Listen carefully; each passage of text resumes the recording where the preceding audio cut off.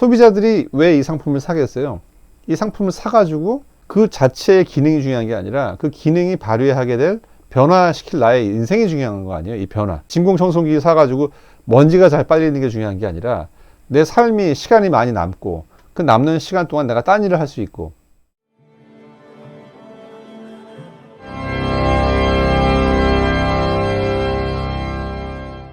안녕하세요, 이종구입니다.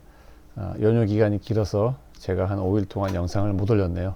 저는 친척분이 그 주문진 바로 아래 도시 영진에 집이 있으셔가지고 거기 한 5일 동안 강아지 데리고 갔다 왔는데요. 사업 구상도 좀 하고 또 강의 구상도 하고 해외 소식 마스터라고 뭐 책도 나오고 강의도 하는데 당장 해외 소식은 못하는 상황이 돼가지고 어차피 그 웬만한 무역박람회가 지금 다 가을에 준비되어 있잖아요. 그러면 그때까지 뭐 한 5개월, 6개월 남았는데, 그래서 그 기간 동안에는 당장 뭐 그 해외 소식 가서 뭐 어떻게 해라, 뭐 갔다 와서 어떻게 팔로우업 해라, 뭐 이런 강의도 물론 하겠지만, 그런 내용보다는 물건을 내가 어떤 물건을 살 건가, 사기 전에 나는 어떤 준비를 해야 되나, 이런 소재에 좀 포커스를 좀 맞춰서 강의를 하는 게 의미가 있지 않나 이런 생각을 했습니다.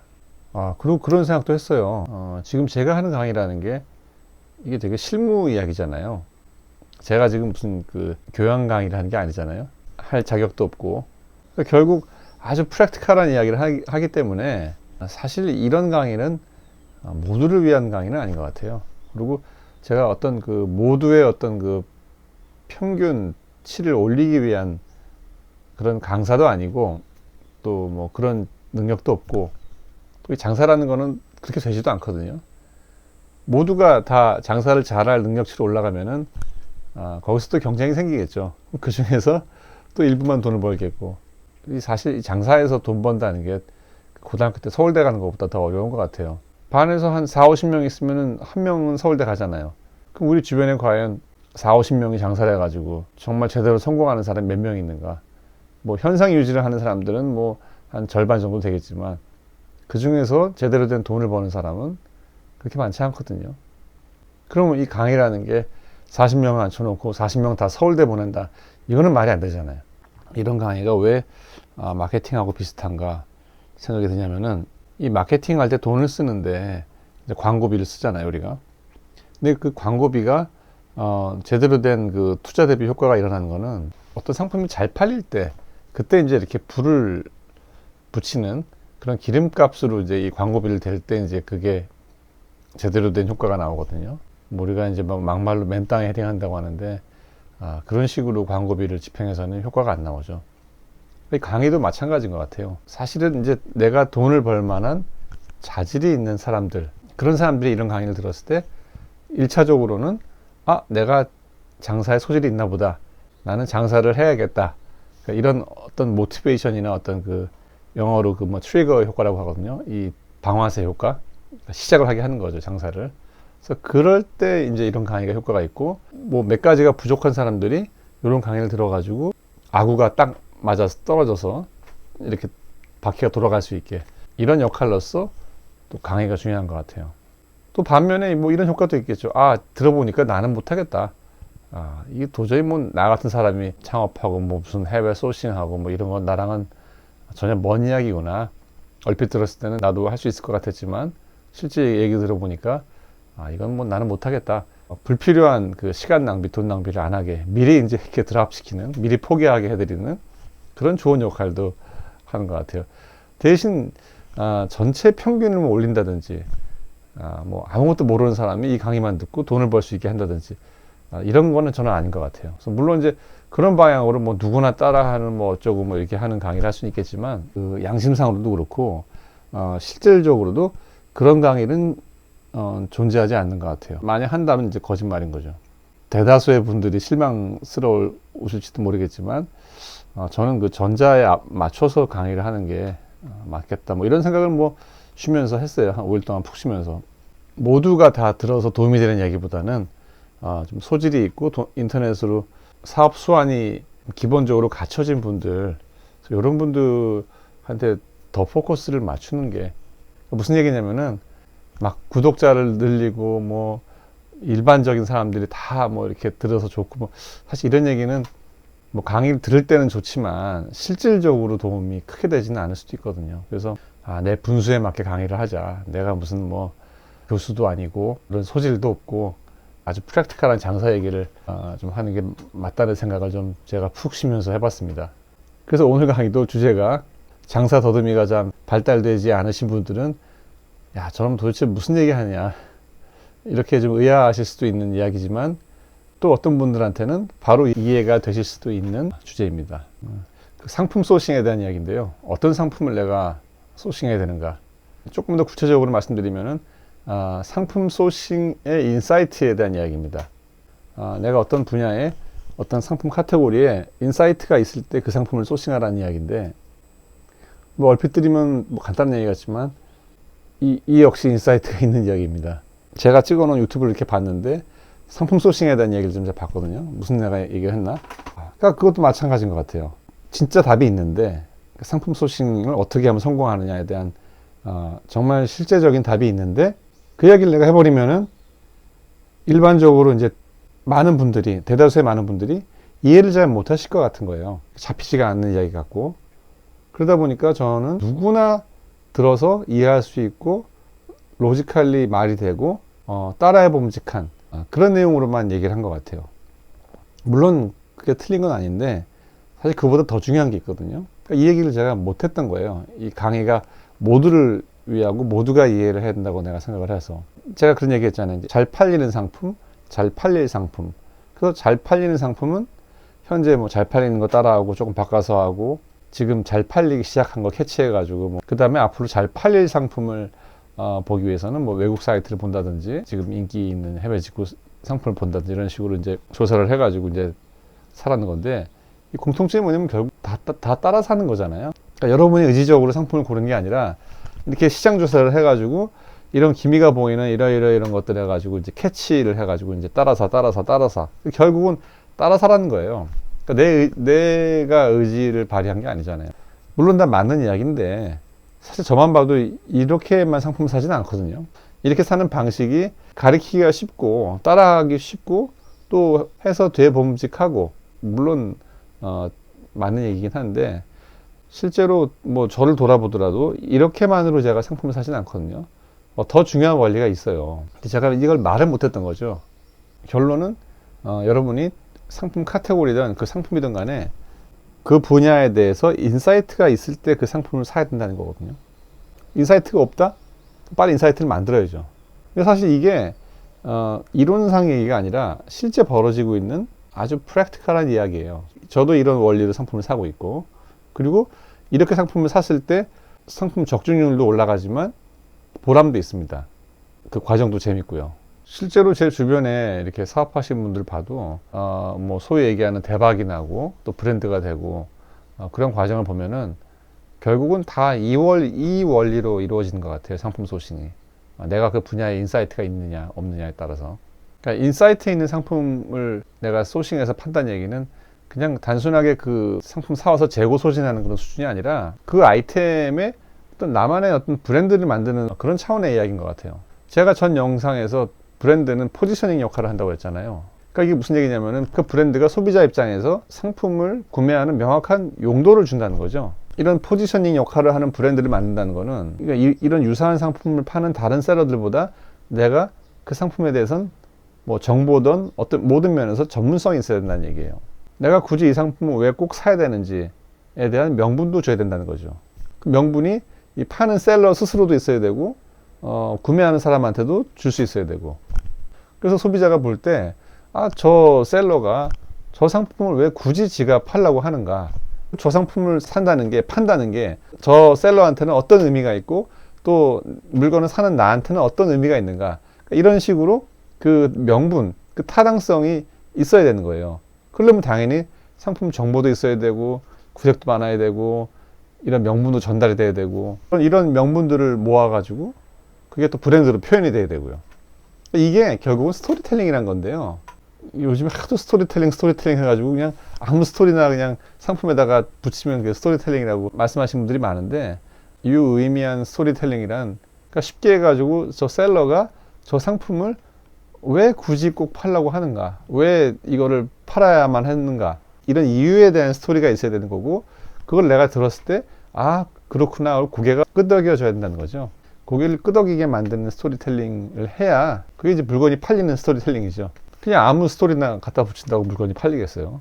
뭐 예를 들어 가지고 제가 저번 시간에 보여드린 그 빨간 약이라는 브랜드, 그 얼룩 지우개 세탁소에서 이것도 스토리텔링이 있어요. 뭐냐면은 그 세탁소에서 일하던 어떤 사람이 고생을 많이 한 거죠. 얼룩이 안 지워져 가지고. 그래서 사비를 털어서 미국을 가서 미국에 있는 세탁소에 취직을 해서 거기서 이제 스파이처럼 미국 사람들은 어떻게 이 얼룩을 스테인을 지우는가를 뭐 자기가 연구를 하고, 또 그 비법을 마치 뭐 문익점이 목화신가요? 그거 갖고 오듯이 한국으로 갖고 와서 내가 뭐 만들고 어쩌고 저쩌고, 믿거나 말거나 거짓말 같게 들리긴 하는데 스토리가 탄탄하잖아요. 그리고 왜 이 상품을 저 사람이 팔고 싶어 했는가, 이 상품이 팔리는 게 어떤 의미가 있는가, 그리고 나도 의미가 있고, 이게 탄탄하잖아요, 스토리가. 그래서 이런 게 좋은 스토리텔링이고, 이런 스토리는 상품에 대한 어떤 전문성을 주잖아요. 의도도 분명히 좋지만 스토리가 갖고 있는 그 내용들이 타 상품에 비교해 가지고 그 레시피를 만들었다는 점에서 전문성을 주잖아요. 그래서 좋은 스토리는 이 상품의 전문성에 기인해야 된다고 봐요.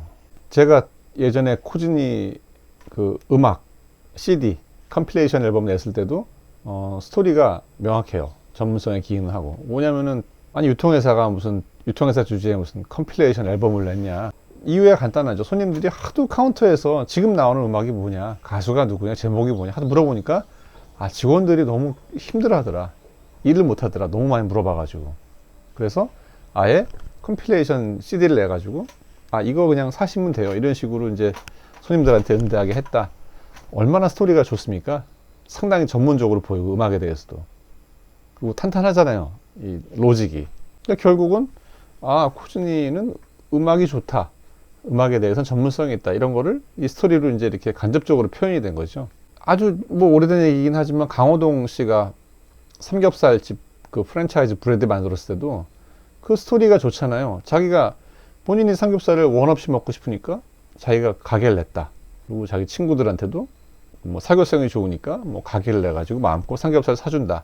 삼겹살에 대한 어떤 그 많이 먹는다는 거에 대한 전문성도 들어가고, 저기 명분도 있고, 다 탄탄하잖아요. 이런 게 제가 봤을 때 유의미하고 돈이 되고 사람의 소비를 여는 소비를 유도할 수 있는 좋은 스토리텔링이죠. 근데 문제는 여러분들이 강호동이 아니고 뭐 코즈니 이종구가 아니기 때문에 나는 어떻게 하느냐, 공부하면 돼요. 근데 요령이 있어야 됩니다. 물론 뭐 내가 타고나거나 뭐 의도치 않게 어떤 분야에 대해 인사이트가 생긴 상태라면은 뭐 더할 나위 없이 좋겠지만, 내가 전혀 모르는 카테고리의 상품이다, 카테고리다 그랬을 때는 공부를 하면 되는데, 그냥 그 ABCD 공부하는 게 아니라 인사이트를 얻어야 되잖아요. 그래야지 우리가 스토리를 만들 수 있고. 그 요령이 좀 있습니다. 그래서 이런 강의를 통해 가지고 제가 그런 요령을 좀 여러분들한테 알려드렸으면 좋을 것 같아요. 공부하는 요령인 거죠. 1차적으로는 뭐 피할 수 없는 게, 내가 이 상품군, 이 상품에 대해서 지식이 일단은 소비자보다 많아야 돼요. 그래서 그 공부는 해야 됩니다. 이 상품에 대한 전문성인 거죠. 그러니까 내가 셀러고 대중이 있다 그랬을 때 이 상품에 대한 이 지식 수준이 있을 거 아니에요? 지식 수준이 당연히 높아야 돼요. 어떤 분들은 지식 수준이 낮아요. 근데 소비자가 원하는 거를 이런 거 원하세요? 이런 거 원하세요? 뭐 이런 식으로 하는 분들이 있거든요. 이런 분들은 그냥 장사치밖에 안 돼요. 근데 이거의 반대는 뭐냐면은, 상품 수준이 대중이 있고 소비자가 있고 내가 있을 때 이 상품 수준에 대해서 내가 지식이 높은 거예요. 이만큼 높으면은 소비자들이 셀러를 한테 도움을 청해요. 물론 그러니까 하나의 상품 이 사람들이 찾는 거를 이 사람이 하나 줘가지고 팔 수는 있겠죠, 여기가. 근데 이런 식이 돼버리면은 얘가 그 추천하는 걸 또 막 사요, 이분들이. 기존의 그 대중들이, 소비자가 몰랐던 상품들, 혹은 처음 보는 컬러, 처음 보는 디자인이라도 일단 이 상품군에 대해서 이 셀러가 지식 수준이 나보다 높으니까, 나보다 아는 게 많으니까 이 양반이 추천하는 것들을 사게 되는 거죠. 이게 브랜드인 거예요. 이런 위치에 있는 게. 그래서 이렇게 되면은 처음에는 이 대중들이 필요한 아이템만 팔리겠지만 나중에는 꼭 그렇지 않은 아이템, 얘가 추천하는 아이템까지 다 같이 팔리게 되는 거예요. 그러면서 이제 매출이 커지는 거죠. 그렇지 않고 아까 같이 이렇게 돼가지고 소비자가 원하는 거 키워드 검색해가지고 이거 필요하세요? 이거 필요하세요? 이렇게 주다 주면은 얘는 그 상품의 확산성이 없어요. 요거만 팔리는 거고 이것만 팔리는 거. 이건 뭐라 그럴까? 이건 그냥 보부상도 아니고 보따리 장사 아니에요. 이런 식으로 장사해서는 크게 될 수가 없어요. 이렇게 돼야 됩니다. 공부를 해야 되는 거예요. 이 상품군에 대해서. 그래서 상품의 지식도 알아야 되고, 이 상품의 역할도 알아야 되고, 이 상품이 이 삶에 어떤 영향을 끼치는 줄 알아야 되고, 어떤 그 메시지를 주는지도 알아야 되고, 그래서 결국은 이 상품군에 대해서는 선생님이 되는 거예요. 소비자들한테. 소비자들이 왜 이 상품을 사겠어요? 이 상품을 사가지고 그 자체의 기능이 중요한 게 아니라 그 기능이 발휘하게 될 변화시킬 나의 인생이 중요한 거 아니에요? 이 변화. 나의 인생이 바뀌는 거. 뭐 진공청소기 사가지고 먼지가 잘 빨리는 게 중요한 게 아니라 내 삶이 시간이 많이 남고 그 남는 시간 동안 내가 딴 일을 할 수 있고. 그래서 이 셀러의 포커스 지식은 이 당연히 첫 번째로는 이 물건이 기능이 좋고 뭐 잘 빨리고 뭐 이것도 가있겠지만 얘의 지식은 이게 잘 빨리고 무선이 돼가지고 편리해지니까 이 소비자가 삶이 어떻게 바뀌고 어떻게 행복해지더라. 여기까지 지식이 있어야 이 사람이 선생님이 되는 거예요. 이 셀러 입장에서는 기능도 몰라요. 기능도 중요하지가 않고 무슨 뭐 다이슨 뭐 필요하세요? 제가 구해다 팔게요. 제가 뭐 직구 뭐 어쩌고 해가지고 팔겠습니다. 뭐 키워드 검색해가지고 이거는 아무것도 모르는 거고. 그러니까 이거는 진짜 보따리 장사인 거고. 그러니까 하인인 거죠. 이거 봤을 때 밑에 있는 사람이고. 이건 뭐냐면은 일단 이 진공청소기의 기능에 대해서 많이 알고 뭐는 뭐보다 낫고 뭐 삼성이 낫고 LG가 낫고 뭐 모터는 다이슨이 좋고 그래서 이 소비자의 어떤 가장 적정한 소비 셀렉션 해줄 수 있는 그런 전문성이 있는 거고 더 나아가서 이걸로 사서 이 인생이 어떻게 바뀐다. 여기에까지 노하우가 있는 거죠. 이 상품의 확산 기능까지. 그럼 이 정도가 되면 이건 이제 브랜드인 거예요. 스토리텔링이 있는. 그래서 이 사람이 파는 거는 꼭 다이슨 청소기가 아니라도 뭐 드라이어도 살 수 있는 거고 냉장고도 살 수 있는 거고 그죠? 이건 이제 브랜드가 된 거니까 내가 따라가고 싶은 나에게 어떤 꿈과 영감을 주는 뭐 여기까지 가면 최고겠지만 이거는 아니라는 거예요. 그러니까 어떤 상품 카테고리에 인사이트가 있다는 거는 이 정도 수준을 이야기하는 겁니다. 내가 이 정도 수준이 됐을 때 비로소 이 상품을 팔고 이 스토리를 얘기해 주는 거죠. 그랬을 때 당연히 팔리죠. 그러니까 이게 좀 어려워요. 예, 근데 현실적입니다. 이런 인사이트를 추구를 해야 되고 이런 인사이트가 있는 상태에서 그런 상품을 내가 골라가지고 팔았을 때 비로소 이게 팔리고 단순하게 한두 개 팔리는 걸 넘어가지고 여러 개가 팔리고 주변 그 패밀리가 팔리고 그게 이제 브랜드가 되는 거예요. 타고난 분들이 그냥 물건만 사면 되겠죠. 예를 들어가지고 뭐 내가 피부과 의사란 말이에요. 그럼 공부를 많이 했을 거 아니에요. 피부에 대해서. 그럼 피부과 의사는 장사하기 되게 쉬운 거예요. 그러니까 사실 피부과 의사 같은 경우는 뭐 이런 강의 좀 보고 온라인은 돈 되겠네. 그리고 화장품 여기서 팔고 용기는 여기서 사고 사가지고 원가 얼마가 팔면 되겠네. 이런 분들은 사실 장사할 준비가 된 거죠. 그리고 실제로 피부과 의사분들이 돈 많이 벌잖아요. 장사해가지고. 그러니까 내가 피부과 의사 정도 수준이 되면은 인사이트가 자동적으로 생긴 거죠. 뭐 공부를 많이 했을 거 아니에요. 지난 긴 시간 동안. 근데 그렇지 않은 일반인들은 어떻게 되느냐. 공부를 하면 된다고 했는데 인사이트라는 게 공부에서 생기는 거냐. 그냥 생기진 않죠. 그 요령이 있습니다.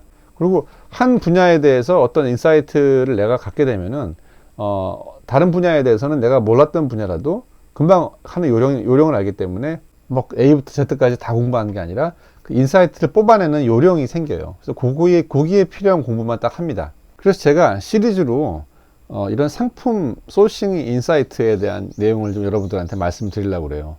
그래서 이렇게 상품별로 제가 가지고 있는 제가 뭐 선천적이든 후천적으로 공부를 해서 배웠던 간에 어떤 인사이트가 있거든요. 그 상품에 대해서. 그래서 그거를 여러분들한테 설명을 드리면은 똑같은 뭐 뻔한 그런 상품 카테고리라도 저 사람은 저런 인사이트가 있구나. 저런 거를 인사이트라고 하는구나. 그래서 이거를 여러분들이 이해를 하실 것 같아요.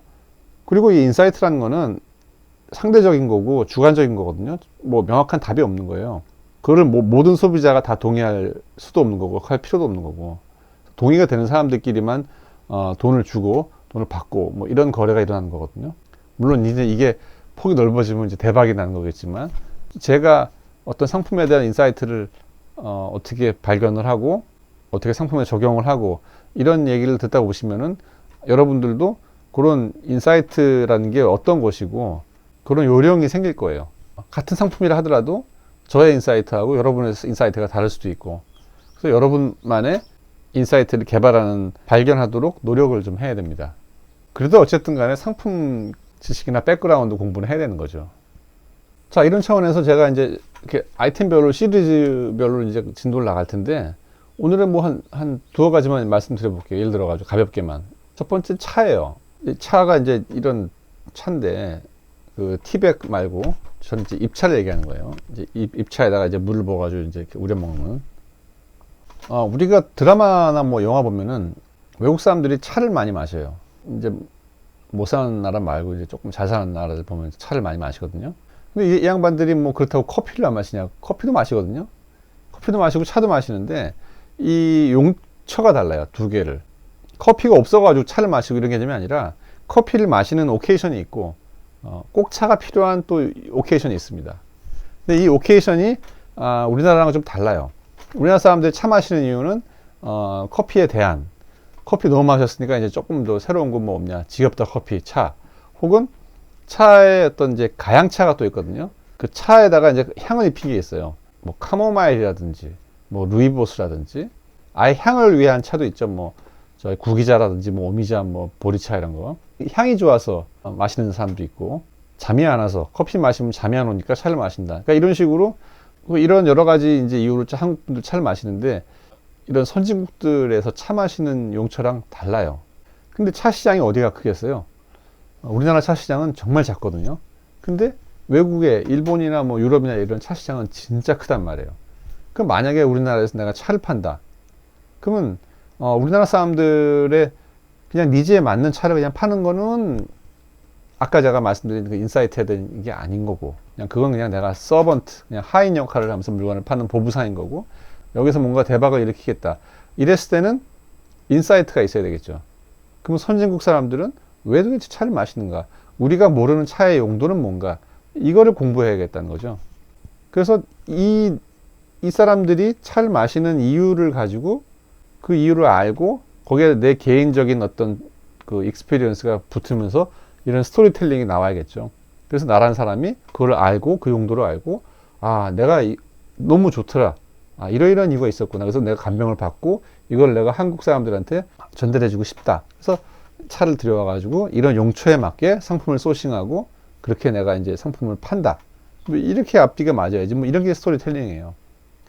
요 차에 대한 얘기는 제가 따로 재밌기 때문에 따로 제가 영상을 준비할 거고, 결론만 말씀드리면은, 일단 차가, 우리가 모르는 차가 있어요. 진짜 맛있는 차가.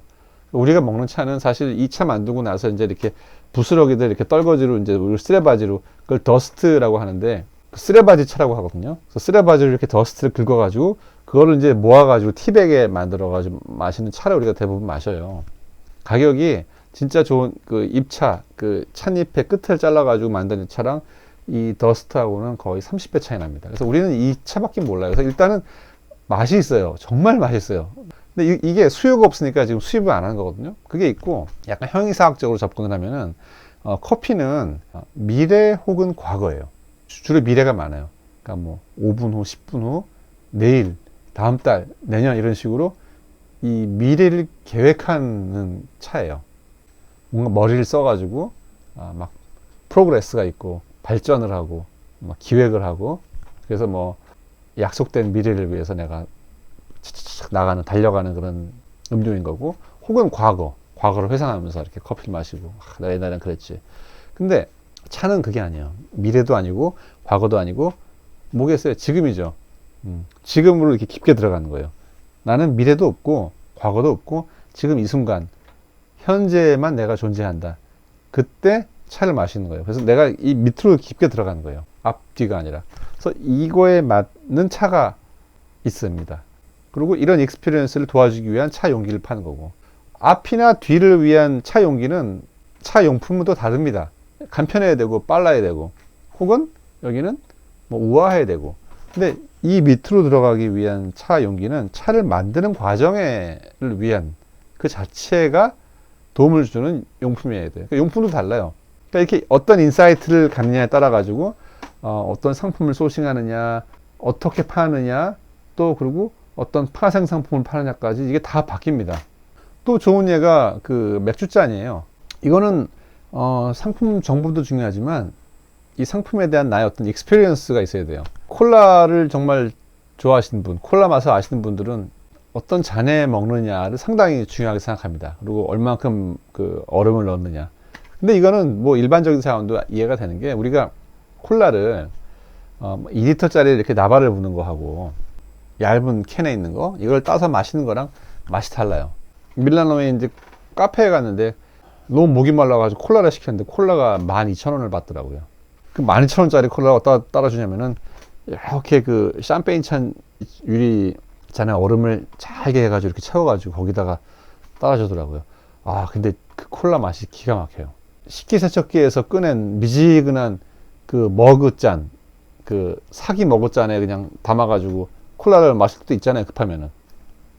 이 맛 차이가 명확하지 않을까요? 똑같은 콜라인데 맛이 왜 다르냐? 일본 드라마 보면은 그 일본 아저씨들은 딱 이제 가방 들고 탁 퇴근해가지고 지하철 타고 와가지고 와이프가 이제 자켓 딱 사주고 저녁 식사를 이제 그 옥상이 무릎 꿇고 앉혀가지고, 요즘은 안 그런가요? 저녁 식사를 상을 준비하고, 그러면 이제 냉장고에서 그 대병을 딱 꺼내가지고 딱 놓고, 근데 잔이 조금만 잔에 먹어요. 요만한 잔에. 그래서 거기 아니 크게 부어가지고 먹으면 될 거를, 이 맥주잔은 또 대병을 먹는데 이거를 여러 번 따라가지고 이렇게 먹어요. 한 30, 20번은 먹는 것 같아. 아, 근데 그게 맛있어 보이는 거예요. 싹 보니까 내가. 근데 이제 중국 출장을 많이 다니면은 중국 사람들도 그렇게 작은 잔에 먹어요. 근데 중국 사람은 또 잔이 약간 두꺼워요. 그러니까 두껍고 좀 낮아요, 잔이. 뭐 양반들은 뭐 미지근하게 먹기도 하는데, 근데 처음에는 이제 이게 감질 났는데, 아니 먹다 보니까 이 큰 잔에 먹은 거하고 이렇게 작은 잔에 여러 번 따라 먹는 거랑 이게 맛이 다르더라고요. 이게 맛있어요. 나름 이제 인사이트가 생긴 거죠. 남들보다 좀 다른 거죠. 뭐 좋다는 것보다는. 그래서 제가 중국에서 요 작은 잔을 사온 거죠. 그러면서 이제 그 상세 페이지나 이제 매장의 POP 같은데 지금 제가 설명드린 그런 걸 쭉 얘기를 한 거예요. 내가 일본 드라마나 뭐 중국 같은 데서 이렇게 여러 가지 잔으로 맥주를 테스트 해 봤는데 요 잔 사이즈가 맥주가 제일 맛있더라. 그런 식으로 맥주 잔을 팔아서 엄청 팔았죠. 예. 뭐 리오더를 몇 번 했는지 모를 정도로 많이 팔렸어요. 결국은 내가 봤을 땐 이건 정말 스토리텔링 이외에는 이유가 없죠. 기존의 맥주잔이 그렇게 흔한데, 아니 조금 작게 만들었다고 이게 왜 그 맥주잔에 뭐 10배, 20배가 팔리냔 말이죠. 몇백 배가 팔린 거죠. 그러니까 없던 수요를 만들어낸 거죠, 아예. 그리고 가구도 마찬가지예요.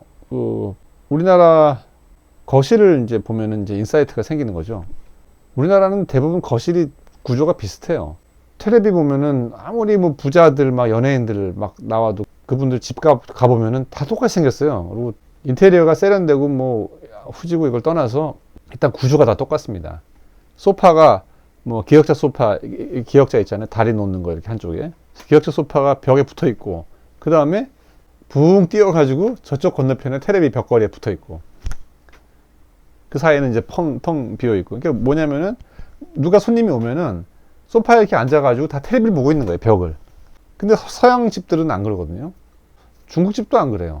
그러니까 우리나라가 좀 특이한 구조예요. 그러니까 제가 뭐 어떤 한 나라를 비하한다는 게 아니라, 이게 디퍼런트 얘기하는 거죠. 다른 거.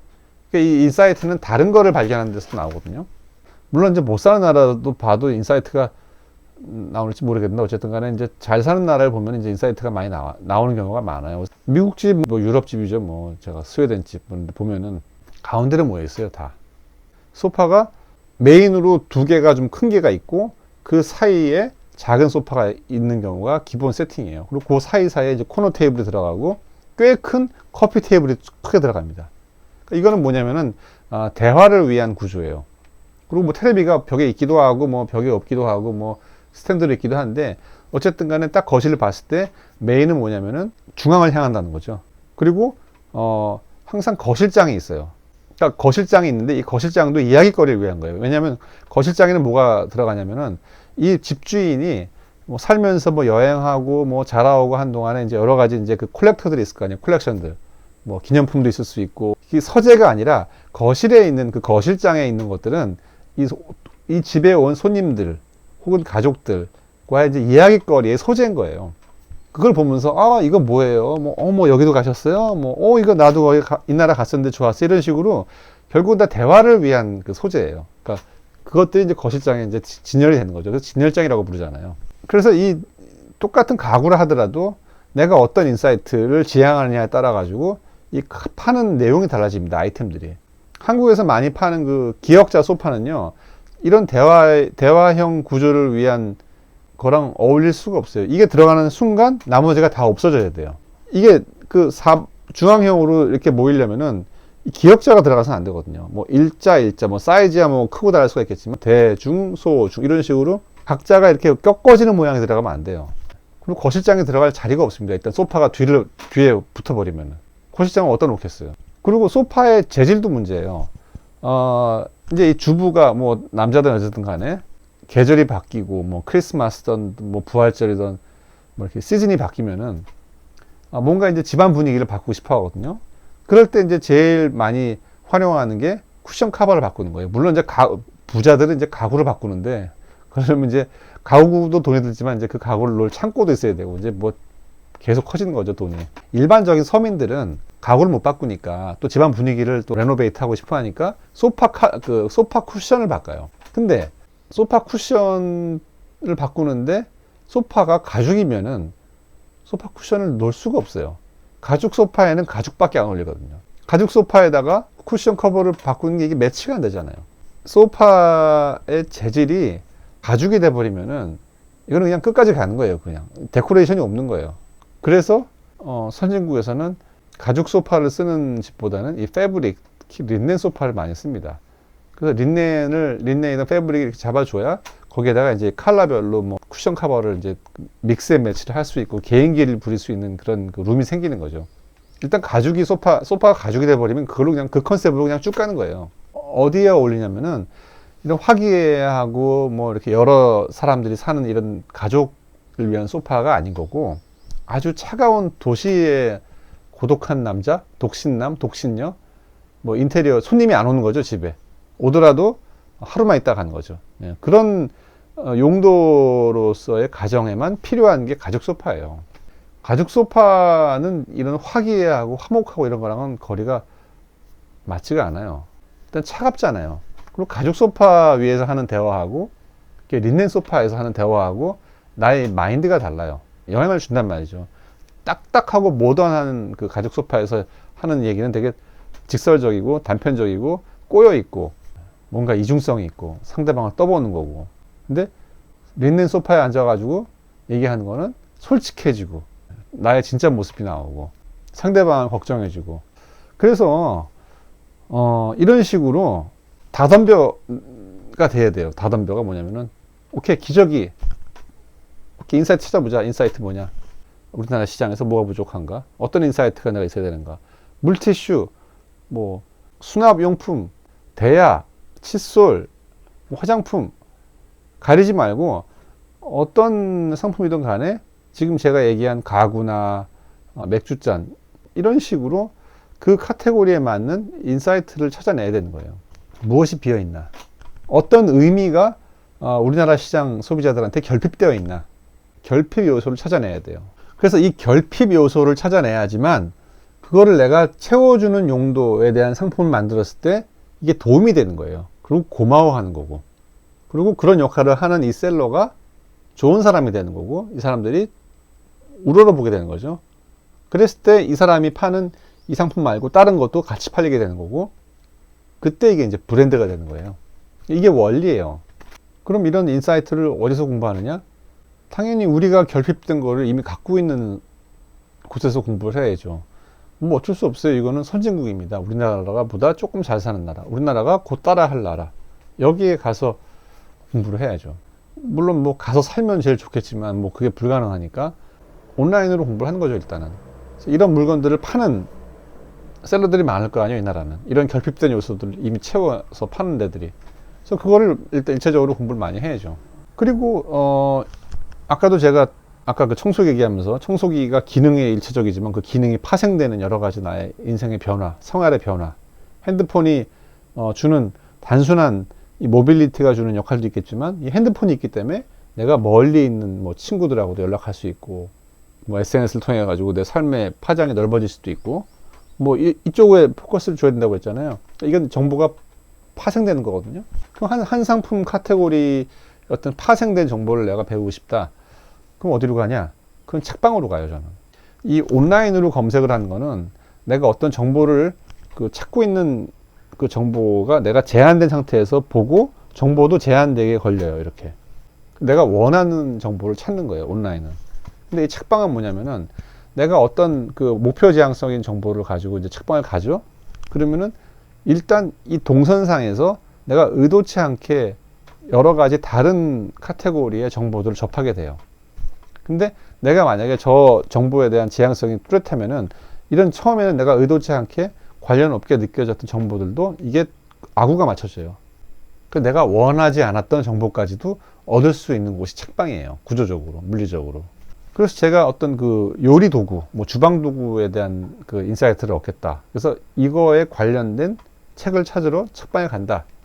그랬을 때 당연히 정보에 대한 책도 내가 얻겠지만 이 책을 찾으러 가는 과정이 있어가지고 내가 육아 코너도 보고 또 요리 코너도 보고 또 그 다음에 이거에 관련된 잡지도 보고 그 다음에 이런 주방 요리하는 게 또 엄마들이잖아요. 젊은 엄마들. 그러다 보니까 젊은 엄마들이 보는 에세이, 소설, 시집, 그 다음에 뭐 고부간의 갈등, 남편과의 어떤 무슨 뭐 결혼 카운셀링. 그러니까 사실은 내가 요리를 함에 있어가지고 사실 이런 정보들이 다 연결이 되는 거거든요. 그래서 물론 내가 주방 상품을 사겠지만 그걸로 사러 내가 책방에 가는 순간 정보가 이렇게 넓어지는 거예요. 그래서 정보가 깊어지는 것도 중요하지만 이렇게 옆으로도 확산이 되는 거죠. 근데 사실 이런 면에서 봤을 때는 외국에 있는 책방이 사실은 좋습니다. 그리고 외국에 있는 책방들, 요즘 만든 책방들 보면은 이런 접근으로 그 책방의 MD 구성을 한 데가 많아요. 옛날에는 무슨 뭐 소설, 잡지 이런 식으로 했지만 요즘에는 이렇게 테마별로 묶고 테마에 관련된 상품까지 같이 파는 데가 많아요. 그 쯔따야가 대표적이잖아요, 일본에. 그래서 저는 그 일본 출장 가면 항상 그 롯본기 힐에 있는 그 쯔따야에 가는데 거기가 왜 좋으냐면은 거기 새벽까지예요. 4시까지인가? 늦게까지 이제 이렇게 시장 조사하고 애들 호텔에 보내면은 저는 이제 쯔따야 롯본기로 택시 타고 가가지고 거기서 이제 늦게까지 책을 보다가 이만큼 책을 사가지고 오죠. 요즘엔 저기 다이카냐마에 쯔따야 가면은 이제 아까 제가 설명드린 대로 그 상품까지 같이 MD를 해가지고 팔죠, 쯔따야가. 일본 출장 가면은 뭐 어차피 샵들이 다 11시에 여니까 뭐 아침에 할 게 없잖아요. 그래서 늦게 일어나야 되니까 쯔따야 가가지고 뭐 새벽까지 책 보다가 사와서 뭐 늦잠 자는 거죠. 앞으로 이런 식으로 아이템별로 상품 그 인사이트에 대한 이야기를 좀 제가 이렇게 시리즈별로 좀 하는 것도 기존 그 해외 소싱 하는 거랑 병행해가지고 진도를 좀 나가보려고 해요. 이런 이렇게 인사이트 있는 배경의 상품을 사야, 물론 상품도 적중률도 올라가겠지만 상품 파는 과정도 재밌고, 고를 때도 재밌고, 그리고 이게 잘 팔렸을 때 보람도 생기고, 그리고 이 파는 과정이 다 행복해지고, 그래서 여러분들도 내가 어떤 상품을 팔아야 되느냐, 무슨 상품을 소싱해야 되느냐, 여기에 막 포커스가 가기보다는 그 전에 내가 어떤 상품군에 대해서 남들보다 인사이트가 있는가, 그리고 인사이트가 있을 수가 있는가, 인사이트가 생겨야죠. 공부를 하고. 그래서 사실 어떤 카테고리든 간에 여러분들이 남들보다 일정 수준 인사이트가 생기는 순간 아이템이 보여요. 이런 게 부족하구나. 왜 이런 게 우리나라에 없을까? 이거 잘 팔리겠다. 이런 아이디어가 생기는 거고, 이런 아이디어를 가진 상태에서 해외 소싱처에 갔을 때 그 물건을 파는 게 보이잖아요. 그럼 그 교집합 상품을 사면 되는 것 같아요. 가장 중요한 그 교집합의 원 중 한 개는 바로 상품 카테고리에 대한 여러분들의 인사이트인 것 같아요. 무의미한 상품 키워드 계속 서치하고 남들이 좋아하는 거 맞추고 이것도 중요하겠지만 어떤 상품 카테고리든 간에 여러분들이 물론 좋아하는 카테고리여야겠죠. 평소에 관심 있어 하고 그 카테고리에 대한 여러분의 인사이트의 방향을 잡고 그 인사이트를 키워가는데 시간을 보내면은 자연스럽게 그 물건에 대한 아이디어가 나오고 물건을 사게끔 이런 식으로 장사는 자연스럽게 이루어지는 것 같아요. 예, 오늘은 여기까지 하겠습니다. 고맙습니다.